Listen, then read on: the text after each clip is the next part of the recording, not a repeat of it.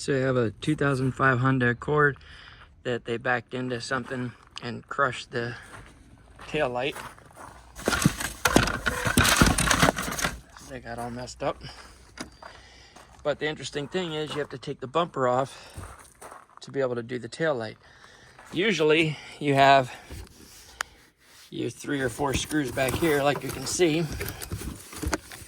In there.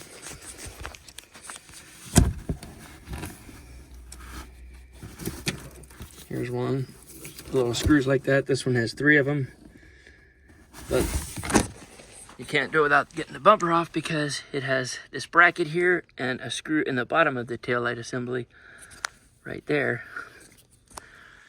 And this one of the bolts broke, and this is what holds the bumper on up in here. It slides into that piece. So you gotta take the bumper off to be able to do a tail light. There's what it looks like with the bumper back on.